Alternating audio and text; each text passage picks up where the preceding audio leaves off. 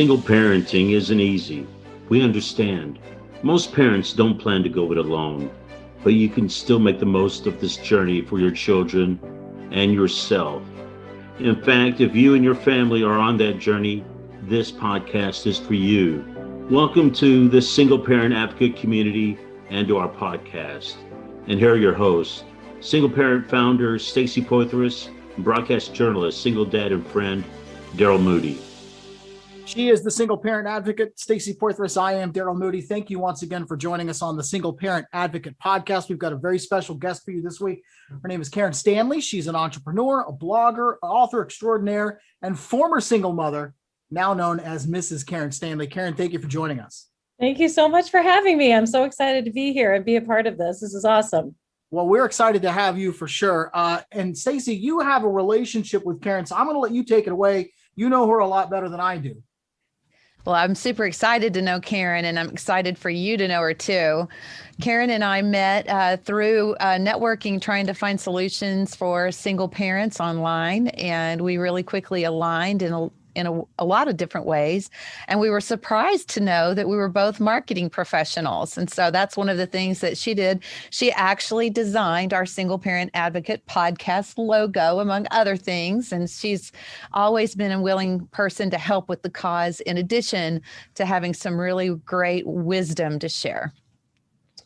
Well, thank you. And it's, I told her when we first met, man, I really wish this existed when I was a single mom. Actually, it did exist, but I didn't know about it over here in Arizona. And what you're doing is just, amazing. And you're blessing so many families' lives. Well, I'm super excited about what you're doing with your book, Becoming Mrs. Stanley.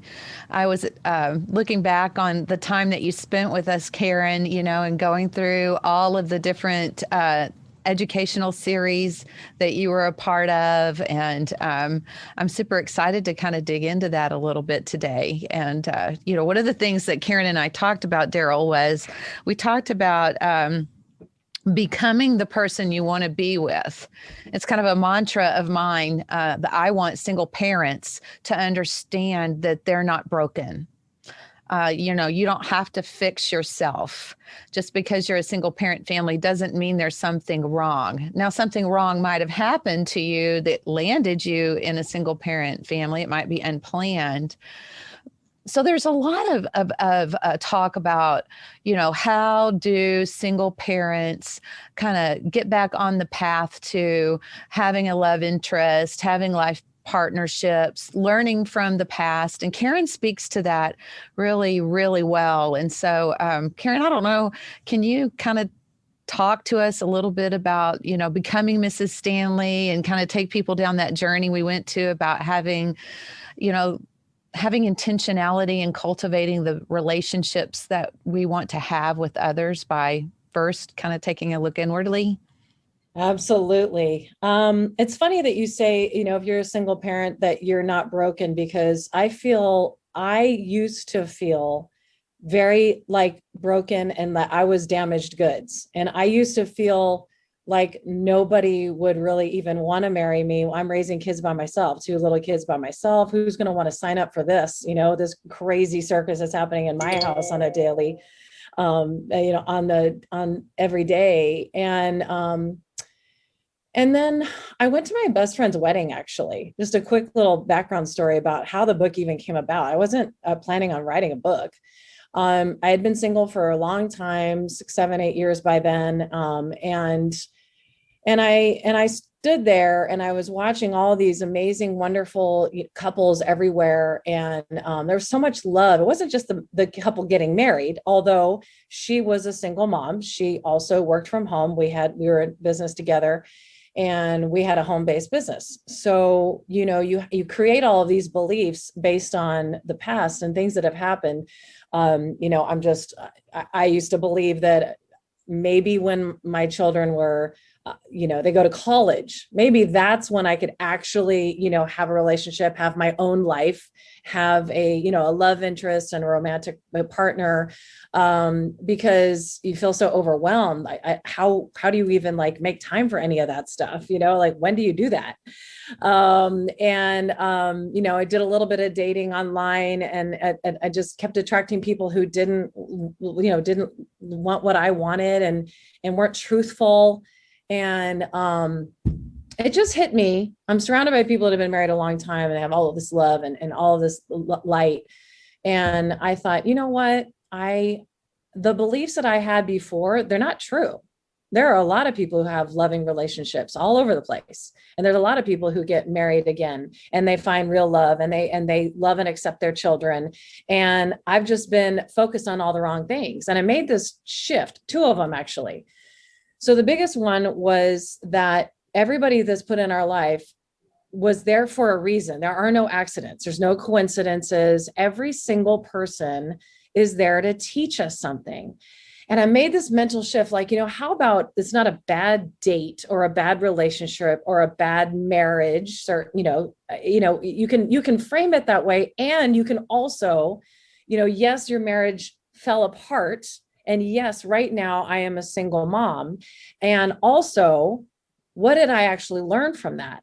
And this was a major, major, major breakthrough, because as soon as you reframe that and you say, I'm going to focus on everything that I learned. And sometimes you're in even dating, even going on a date. And my book is not about dating. It's about turning inwards and saying, what did I actually learn? Why did God put that person into my life? Each and every person into my life, all of them, the kids, sisters, friends, business, everything. What am I learning from this? Why is this person here? It's to teach me something. So let's learn something from every person. And then also let's talk about those beliefs that I believe. And let's reframe those, because that's not actually true. I am not broken because I went through a divorce. I actually also went through sexual abuse as a small child. That doesn't make me damaged goods. And I always felt that way my entire life. I have felt less than worthy of love and worthy of having a life that I really wanted, and a partner that I really wanted, because of events that happen. It's not with the events, it's just the stories we create around them. Well, you bring up a really good point, about having endured child abuse, and a lot of people, enter single parenthood from divorce, but there are people who enter single parenthood, whether it is abuse or it is, a spouse passed away or came up with a disability, or there was some other kind of situation that occurs, that some form of ruin kind of landed you in the middle of life alone. But you're not really alone, but we're going to talk about that. I know, because we have you here. But, I think, sometimes the limiting belief is I'm not worthy, or I'm, nobody's going to like me. I'm damaged goods. Or maybe the limiting belief is I can't imagine being unsad, or I can't, get over this grief, or I, can't, I won't, I shouldn't, I couldn't. And it's tied a lot of times, obviously, to divorce, but it's also tied to loss and ruin of one kind or another. Or maybe it's the death of a dream, and whatever that limiting belief is, like what you teach about turning into yourself and making that shift and saying, okay, I'm going to quit focusing on sadness.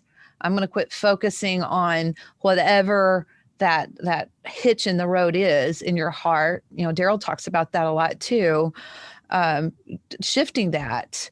And even from, I don't know if you want to chime in, Daryl, about when a man takes that shift, I'm living this reality right now, because I am out there dating, and I've had a number of failed relationships over the last 2 years since my divorce was finalized. And I kind of look at it as, every one of those failed relationships is an opportunity to learn something about myself and what I'm looking for and what I need. My question to you, Karen, is at what point as a single mom did you consciously decide for yourself, I'm going to stay a single mom until I figure this out? How did you arrive at that, I guess, is what I'm wondering. That's a great question. Actually, I went in and out of that for 8 years. So I would say, okay, I would like tiptoe out of my bedroom and try to go on a few dates and then have a few dating disasters. And then I go, no, retreat, go back to your room. Don't date. And I would take like a year or two off, be like, nope, this is not right time. This is not. And I think sometimes too, I mean, really, you have to listen to your intuition and really pray about it, because sometimes you do really just need some time alone to heal. And I definitely needed that. So I think I went out and dated right away, way too soon. And then I would take a break for a year or two. And then I would go try it again. I would take a break for a year or two. So it was the moment that I went to that wedding was the day that I didn't say, that's it. I am no longer going to be, quote, single anymore. I said, that's it. I'm going to work on myself, because these beliefs are not true. And, what does she have as a single mom? Same circumstances, same 2 kids, also works from home, because one of my beliefs is like, I'm never going to meet anybody because I work at home all the day long. And, which is funny because now everybody's working from home, but, but I did that since 2009. And, my other ones were, because I had them all the time, I had a lot of single parents. They don't have a co-parent. They don't have a break. You never have a break. And then even if you do co-parenting and then you have the week on and week off, whatever the schedule is, it's equally just as hard to co-parent or not co-parent. So if you're doing it all alone, both of them are equally as traumatic and very difficult. And so I just thought, what does she have? She had this self-confidence and self-love and self-worth. And then she had certainty. And I just said, you know what?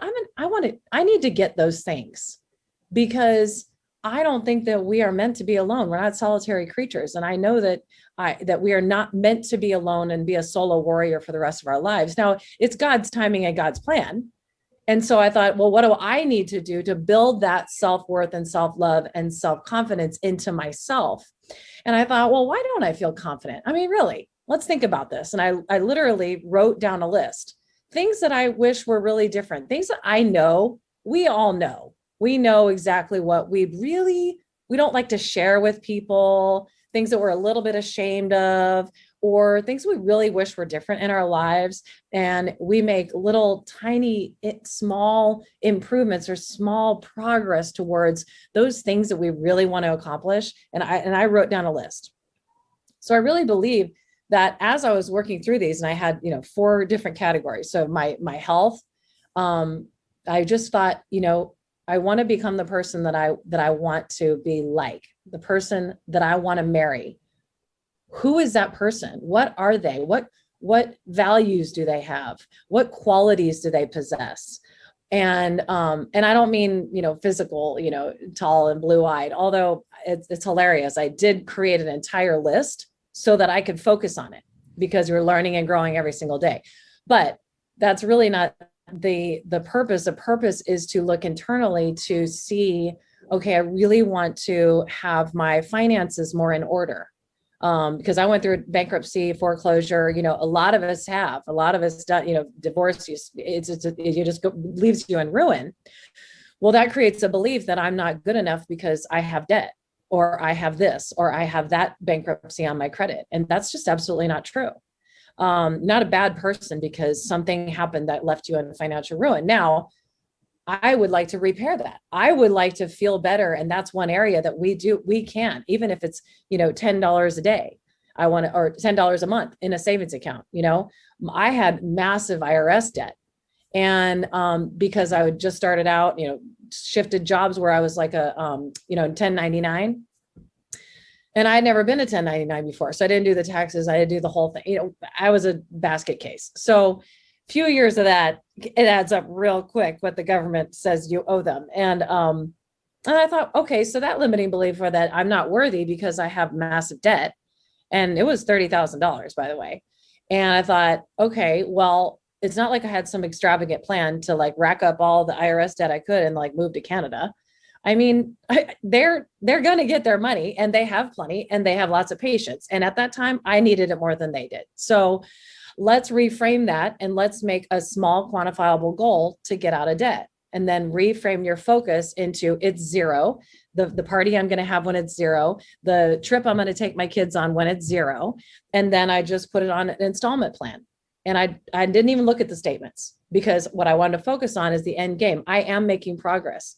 And that's really a strategy to getting out of these feelings like we're hopeless and broken and damaged to, yeah, that number doesn't matter, because I'm making progress toward a goal that I have. It only matters how I feel, how you feel. And I know that I'm making progress. And I put a couple $100, whatever it was I could afford, a couple $100 a month, that had it automatically, just being paid out of my checking account. So I didn't do it. I didn't touch it. I didn't even think about it.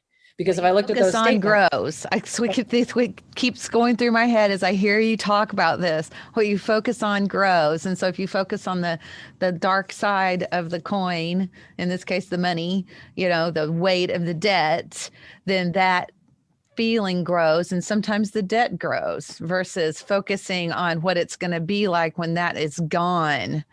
Yes. Such a great insight. Yeah, it's huge. Instead of like this huge number feels insurmountable. And that's just one example of all of the things we kind of feel like the reason why we don't feel good about ourselves. And then if we can take an inventory and just say, like I did, that was just one category. I really wanted to feel more confident and feel worthy. And so, and I wasn't out of debt when I actually, got together with my now husband. I was just making progress toward it. So it didn't have any power over me anymore. And that didn't determine whether I had self-worth and self-love. And so I thought, family. I mean, one of the things that helped me tremendously was to say, what is it that makes a good mother? And I think all of us, this is so huge, because I always felt like I was never doing enough, and I was working too hard. If I'm working, I'm not being a good mom. If I'm playing with my kids, I'm not working hard enough. I never felt like I was doing any of it very well and enough time and enough playing time and all these things. And so I applied this same strategy to my family. And I said, what is it exactly that makes a good mother?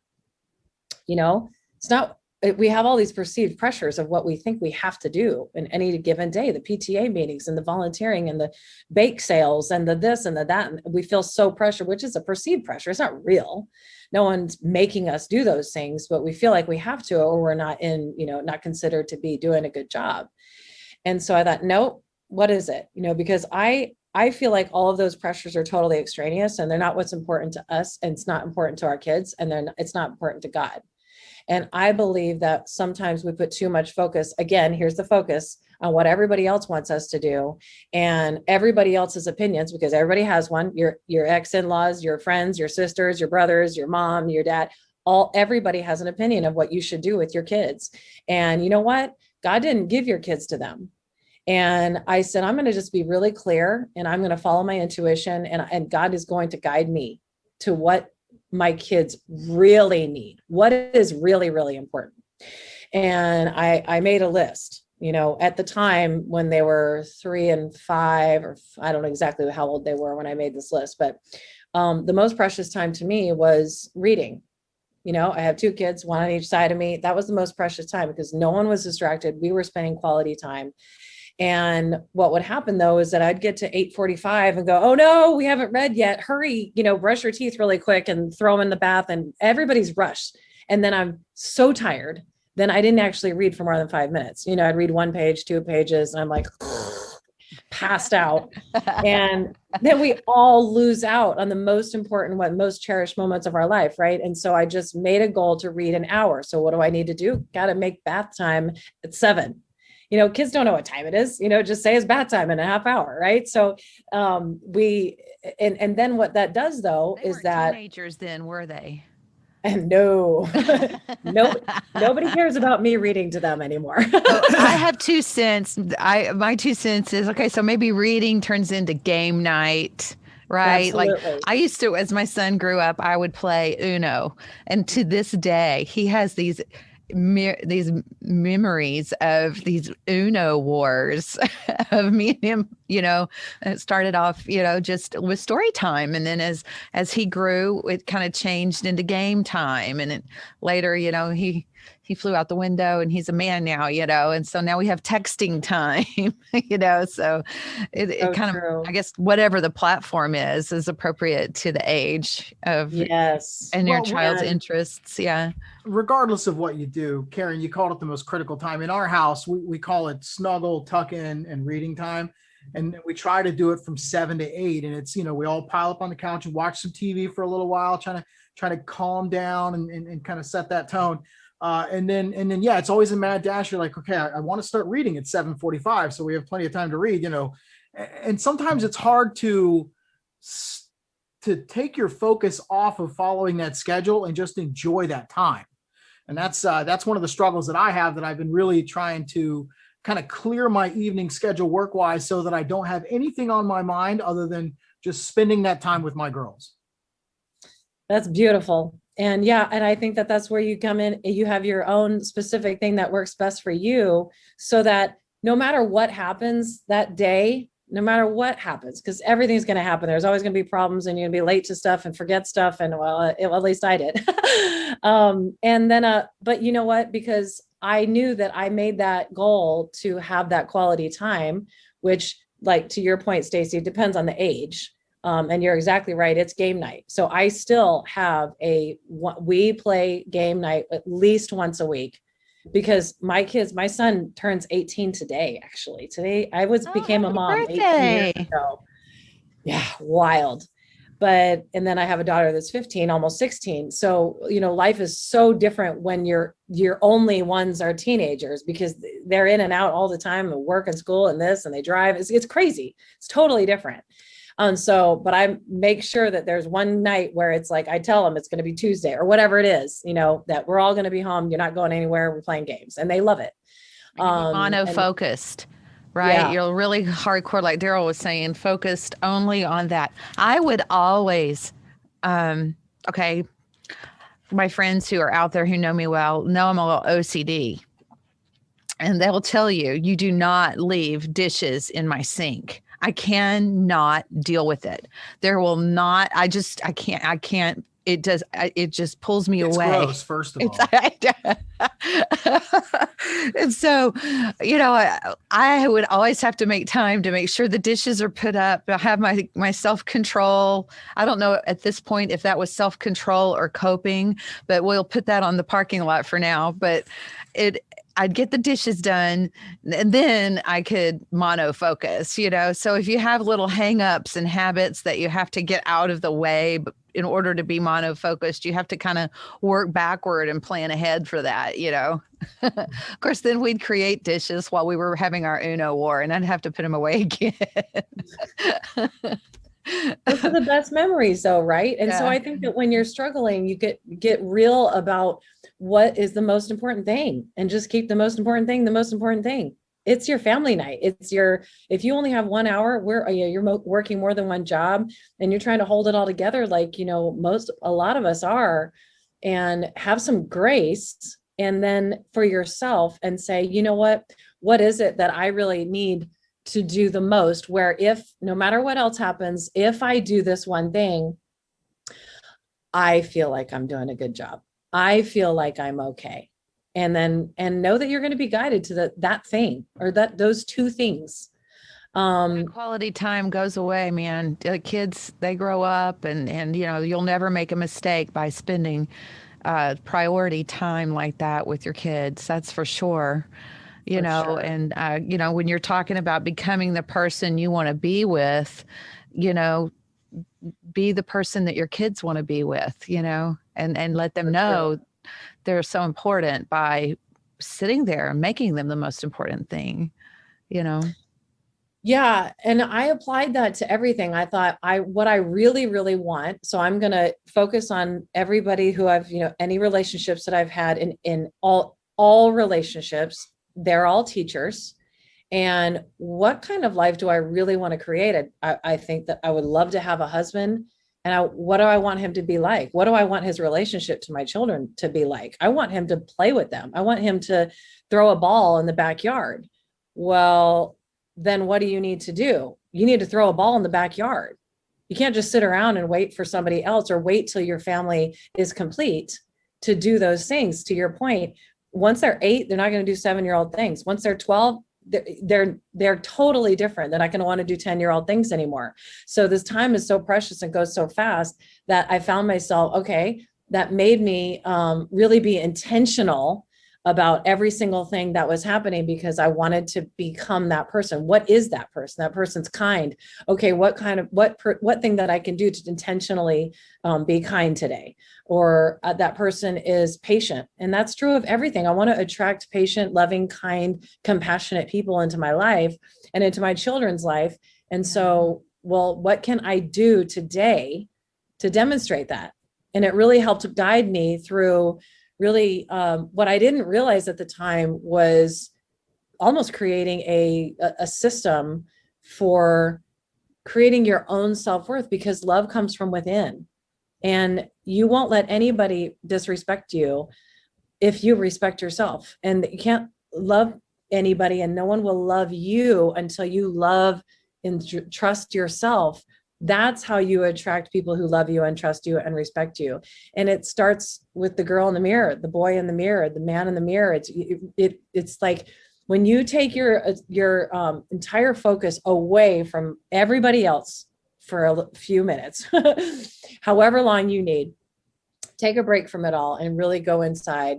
Who do I want to become? And who is the people that I want to be surrounded with? And what can I do today? Even a small little thing. I'm just a phone call to a friend, someone who reaches out, someone who calls their parents, who has a close relationship to their parents. Okay, well, let's call mom then. And what I didn't realize is I was becoming a little bit more joyful, just in general. I kind of had a little bit more pep to my step. I felt happier in general, as I was going along.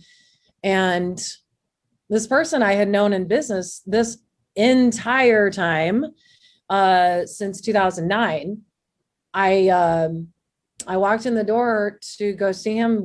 I just worked with him. He was one of my clients, and he just looked at me like we just met. He just looked at me like I was a different person. And that's because I was a different person. A different person, though, really. Absolutely. I mean, truly, if you had been doing excuse me, my eyes, if you had been doing all of this work, on the inside of you, what I see, or, tell me if I'm wrong, is you're actually becoming comfortable in your own skin, and you're not awkward anymore, and you're becoming your best, most authentic self. And you quit apologizing for your best, most authentic self. And to me, you are a different person. You're not a shell or an image of who you'd like to be anymore. You've become whole, Well, and complete. yeah, and it never stops. Like we're always going to work in progress, and I'm always constantly trying to improve. And I'm no authority on anything. It's just that after we came together and got married a couple of years after that, because that day that he saw me differently, it was just after Thanksgiving that year in 2014, and he sat down and he told me how he spent his Thanksgiving, because he was divorced too, and he didn't see his family. His kids were a little bit old. They're a little bit older in high school and just started college. So he spent it with his friends, and there's this massive amounts of people, 2 families with 3 generations, and so much love. And he said, coming out of my marriage, recently, I didn't really think I wanted to be married or even have a serious relationship. But after that day, he said, I got in my truck and I said, God, I'm ready to fall in love. And I said, well, you should. Everybody should be in love. Everybody deserves love and a partner. And he's such a wonderful man, which I knew that. It was so interesting we just sat there and talked for an hour, and we've been together ever since. So fast forward a couple of years, so we're hiking, and I said, from my perspective, I feel like all you did was say one prayer, and like I just, boom, walked in the door a day later. But I was kind of looking through the things that really helped me feel good about myself and build up my confidence, and helped me believe that I deserved to be in a wonderful relationship, and it was possible. I think a lot of us are surrounded with toxic relationships and broken relationships, and perhaps we're not even, it's the belief that it's not even possible is kind of looming over our heads. It was for me for a long time. Like, it's not possible. I'll just wait till I'm later. No, go I was ahead. talking with somebody recently about being in a discovery mindset.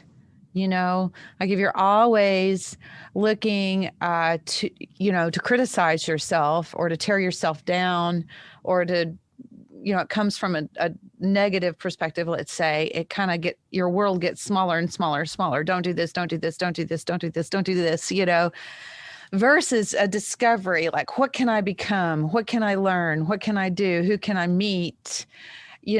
As we start to feel better about ourselves, we become more open to other things to enjoy that we may have been like this before. We might not have ever seen that person, or been open to that person, because automatically you would say, oh, I'm not qualified for that. Right? I love that. You had been doing all this work on yourself, and he might have, said a prayer, hey, Lord, hook me up, right? I'm ready, but that didn't start that day. No. That started moons before, when you started this journey you're sharing with us. And I just think it's so cool. I think it's so cool, and such a wonderful lesson to learn about becoming who you want to be with. They always say birds of a feather flock together. And if you need to grow your flock and include some eagles in it, don't be afraid of that. Right? Yeah. I love that mindset, to have a discovery mindset. And yes, I was teasing him because it seemed like he didn't do any work, and all he did was say one prayer. Which is not true. It was funny. But yeah, it just seemed like it was, I felt like, because I had done so many years of suffering and not believing, and just that negative belief system that it wasn't possible, and not going to work out for me or someone like me. Physically doing, creating small quantifiable goals and working toward becoming the person that I really wanted to be with, it changed how I felt about myself. And that's when the relationship possibility opened up, because I changed. I changed completely. And then again, to your point, Daryl, you don't get to determine the timing. Timing's all up to God, right? Whenever we're ready. And I think he's got the plan, and he's got the chess pieces, and we're not privy to that information. There's a lot of faith as well. But when I told him that, I said, I think that I was kind of looking through some of the things that really helped me with my own self-love and self-confidence. I said, I think it might be a little bit of a strategy, or something that could be replicable and could help somebody else. And he's like, totally, you should write a book. And so that was all his idea. He's the one who told me to write it. And so it took me a couple of years, but yeah, I really was such a journey that I changed how I believe, what I believed about marriage and men and relationships. And that's at the core, because he didn't attract me until he said, I am ready to fall in love, instead of, well, I just would like to have someone to hang out with, or go to movies with, and go on bike rides. Because if you have that mindset, that's exactly who you're going to attract. And so when you say, no, God, I'm ready, and you put in the work on yourself, then that's when God gives you the right person, when everybody's ready, and you've determined that with your mindset and your belief system.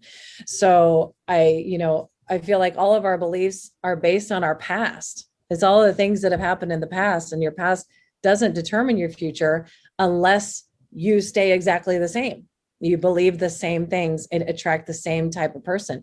I kept attracting people that were liars. They just flat out lie. They had old pictures. They had this. They would say this about themselves.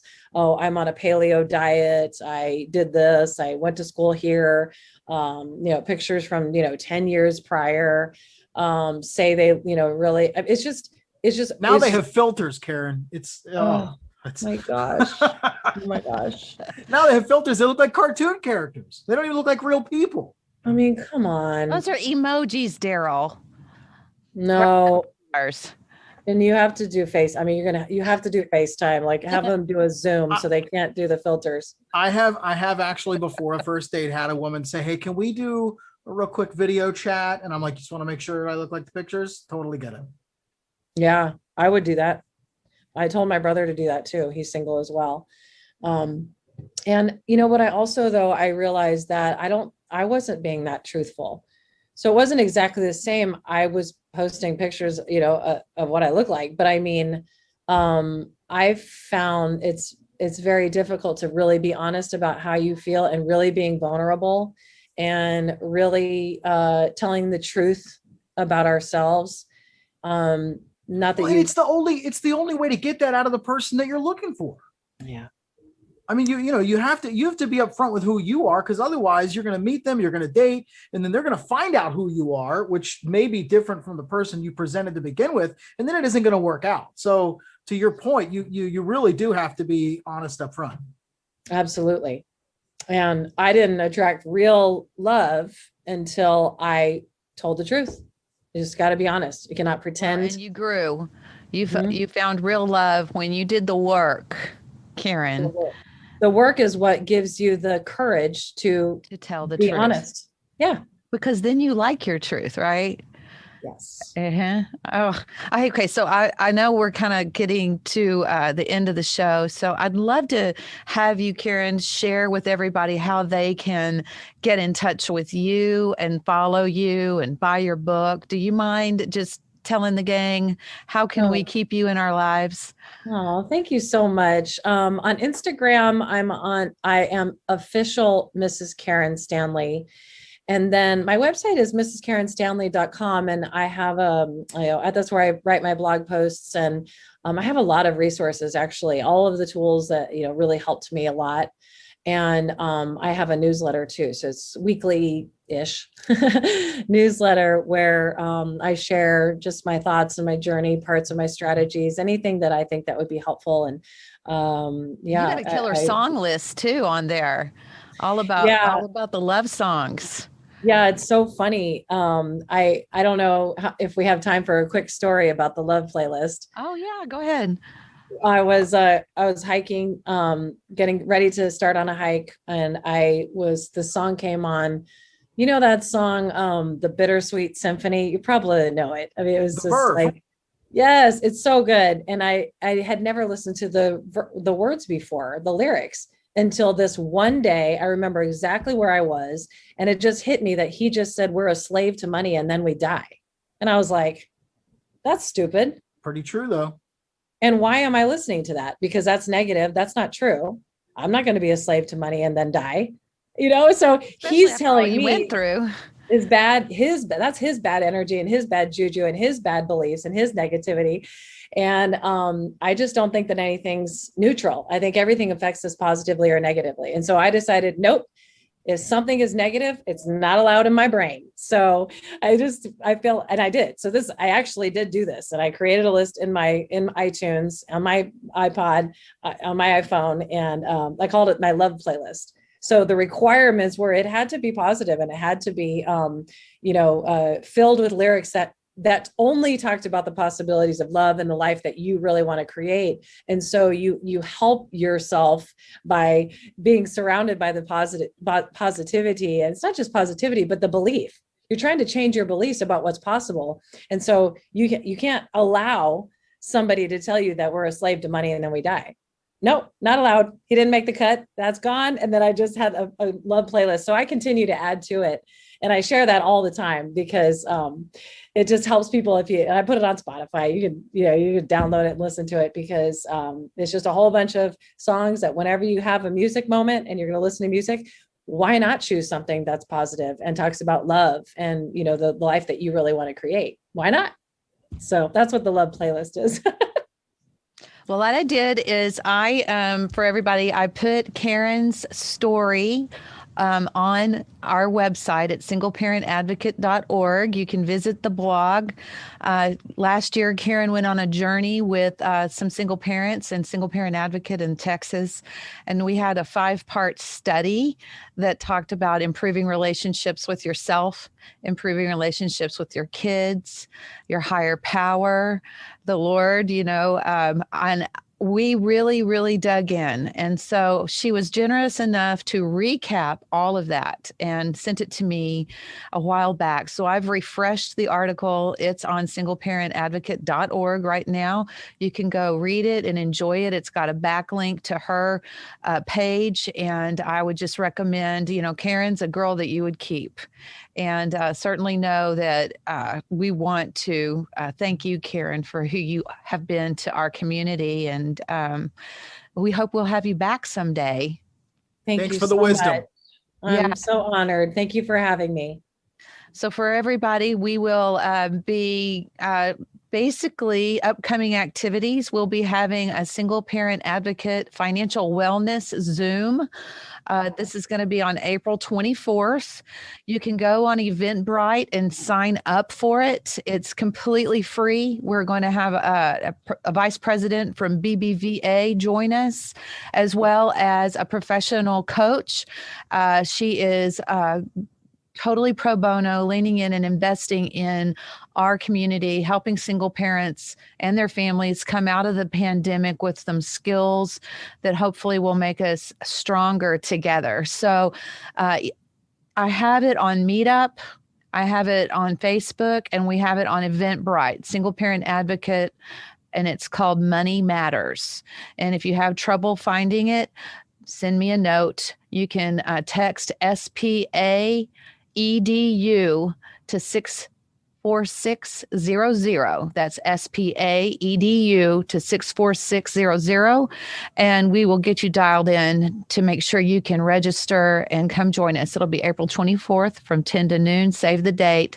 Hopefully we'll see you there. Thanks, everybody.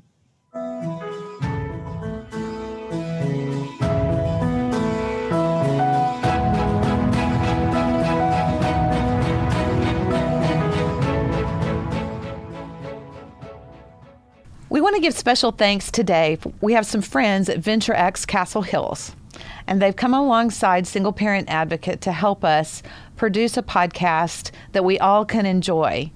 Things like camera work, sound, editing, all of this comes together to make a great podcast where we can all communicate and enjoy our community. So really huge thanks to our team at Venture X Castle Hills and Work Innovators.